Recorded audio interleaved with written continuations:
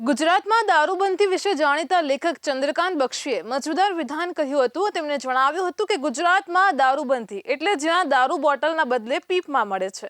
આ પ્રકારની દારૂબંધી ગુજરાતમાં છે। ગુજરાતના ઘણા ગ્રામીણ વિસ્તારોમાં આજે દારૂનો ગૃહ ઉદ્યોગ છે, જે સ્થાનિક સ્તરના આગેવાનોનું નીચલા સ્તરના ભ્રષ્ટાચારથી લાલન પાલન કરે છે, જ્યારે ઉપલા સ્તરે વિદેશી દારૂની માંગ હોય છે, જે મુખ્યત્વે રાજસ્થાન અને મહારાષ્ટ્રથી પૂરી કરવામાં આવે છે। આ ઉપરાંત કેન્દ્ર શાસિત દીવ દમણ પણ રાજ્યના દરિયા કિનારાના વિસ્તારોમાં દારૂના સપ્લાયનો મહત્વનો સ્ત્રોત છે। ગુજરાતને 5 ઝોન કચ્છ, સૌરાષ્ટ્ર, ઉત્તર મધ્ય અને દક્ષિણ આમ ગુજરાતમાં વહેંચી શકાય છે। આશ્ચર્યની વાત તો એ છે કે ગુજરાતની આ રીતે ઝોન વાઇઝ વહેંચણી દારૂ પૂરો પાડનારાઓએ પણ કરી લીધી છે। ગુજરાતમાં દારૂબંધી હોવા છતાં વર્ષે 15,000 કરોડ રૂપિયાની દાણચોરી દારૂની જ થાય છે। હવે આમાંથી ગુજરાત પોલીસ માંડ 400 થી 500 કરોડ રૂપિયાનો દારૂ જપ્ત કરી શકે છે। આના પરથી સમજાઈ જાય છે કે જેટલો કારોબાર છે તેમાંનો માંડ 10% દારૂ પણ પકડાતો નથી। આમ 15,000 કરોડમાંથી ગુજરાતીઓ વર્ષે 14,000 કરોડ રૂપિયાનો દારૂ રીતસર પી જતા હશે। હવે ઘણા લોકો કહે તો માની લઈએ કે ગુજરાતમાં અમદાવાદ, વડોદરા, સુરત અને રાજકોટમાં તથા અન્ય નાના શહેરોમાં પરપ્રાંતિયોની વસ્તી વધારે છે અને તે દારૂ પીવે છે, તો પણ ફક્ત ગુજરાતીઓ જ પકડીએ તો પણ તે વર્ષે 10 થી 11,000 કરોડ રૂપિયાનો દારૂ આરામથી પી જતા હશે। આમ માફિયાઓ, ભ્રષ્ટ રાજકારણીઓ અને પોલીસના અદ્ભુત સંયોજનથી ચાલતો દારૂનો ગેરકાયદેસરનો વેપાર 3 થી 4 ગણા નફા સાથે ચાલે છે। ગુજરાતમાં મોંઘો દારૂ આવતો હોય તો તે છેક હરિયાણા, પંજાબ અને દિલ્હીથી આવે છે, જ્યારે ગોવાથી તે પાર્સલ દ્વારા આવે છે। સ્ટેટ સર્વેલન્સ સેલે એક વર્ષમાં દારૂની દાણચોરીના 455 કેસ નોંધ્યા હતા। આનો સીધો અર્થ એમ થાય કે રોજ એક કરતાં પણ વધુ કેસ નોંધાતો હતો। આ ફક્ત સ્ટેટ સર્વેલન્સે પકડેલા કેસ છે, નહીં પકડાયેલા કેસ આમાં 9 થી 10 ગણા હોવાનું માનવામાં આવે છે। રાજસ્થાનમાંથી આવતો દારૂ ઉત્તર ગુજરાત, કચ્છ અને સૌરાષ્ટ્રમાં જાય છે। જો કે કચ્છમાં વસ્તી પાંખી હોવાથી પકડાઈ જવાની સંભાવના વધારે હોવાના કારણે ત્યાં દારૂ ઓછો જાય છે। તેનાથી વિપરીત ઉત્તર ગુજરાત અને સૌરાષ્ટ્રમાં જબરજસ્ત દારૂ જાય છે। હવે તે નક્કી કરવાનું છે કે દારૂ પીવાય છે એટલે ત્યાં જાય છે કે ત્યાં જાય છે એટલે પીવાય છે, તે મહત્વનો સવાલ છે।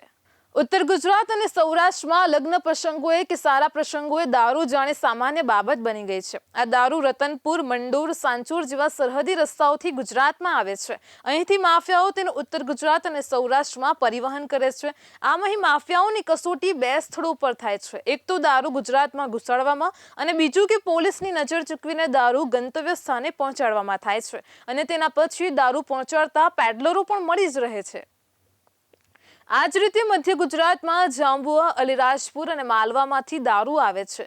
આ વિસ્તારની આસપાસના 4 થી 5 મુખ્ય માર્ગોમાંથી દારૂ આવે છે। આ સિવાય અહીં સરહદી વિસ્તારોમાં વસતા ગામડાઓના માર્ગોનો પણ રૂટ તરીકે ઉપયોગ થાય છે। તેમાં મોટા ખેડા, કેવડી, દેવગઢ, બારિયા, કોલિયારી અને કંચાળા જેવા ગામો મુખ્ય છે। સરહદની બંને બાજુએ આવેલા આદિવાસી વિસ્તારોમાં આ માટે ગોદામ પણ બનાવવામાં આવે છે। દારૂના પરિવહન માટે મુખ્યત્વે એસયુવીનો ઉપયોગ કરવામાં આવે છે। પાછું દારૂના કાફલાના એસ્કોર્ટ વાહનો પણ હોય છે। આ વાહનો આગળ જઈને પહેલા તપાસ કરી આવે છે કે પોલીસનું ચેકિંગ કેટલે સુધી છે, પોલીસ ક્યાં છુપાઈને બેઠી છે અને તેની પણ તેઓ ચકાસણી કરે છે। આમ પોલીસ જ દારૂ પકડનારાઓની ચકાસણી કરે છે તેવું નથી। દારૂ પકડનારાઓ પણ પોલીસનો ટ્રેક રાખવાનો પ્રયત્ન કરે છે, જેથી તેઓ ન પકડાય। આ અવિરત ચાલતો ઘટનાક્રમ છે ને તેમાં સેટિંગ હોય છે અને અમુક સમયે પોલીસે પણ કામગીરી બતાવવા માટે અમુક જથ્થો પકડવો પડતો હોય છે।